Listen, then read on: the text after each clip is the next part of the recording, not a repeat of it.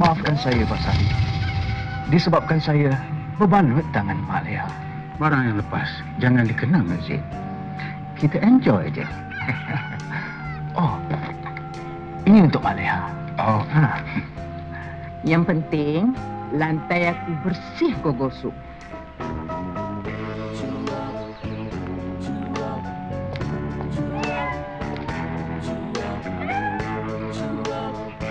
Jemputlah datang beraya ke rumah nanti ya, Zid. Iyalah. Kalau tak dipecahkan ruyung, manakan dapat sagunya?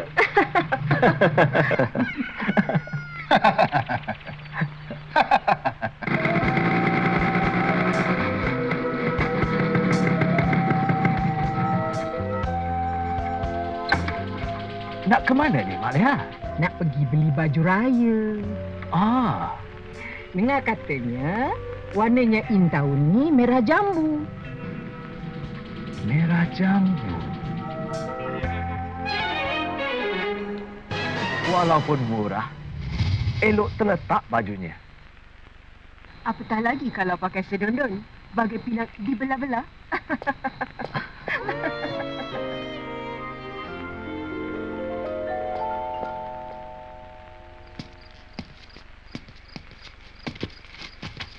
Oh, orang kampung sini rupanya.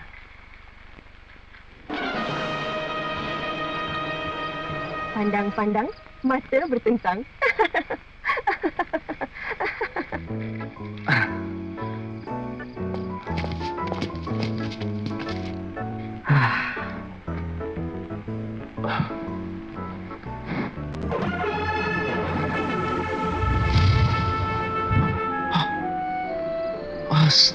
Astaghfirullahalazim.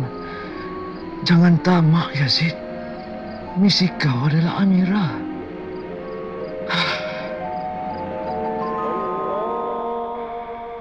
Parangan dari Lotus tak pernah mengecewakan.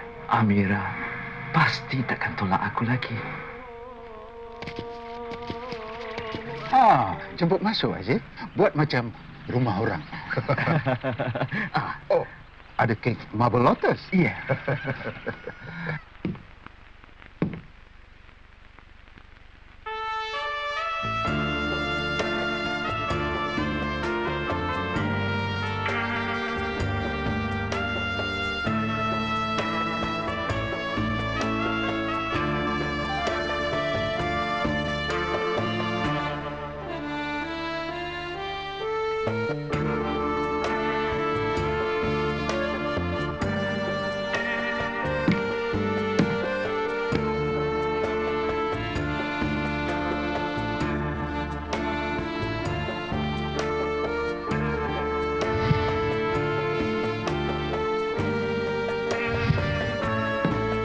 Assalamualaikum. Awak Yazid bukan?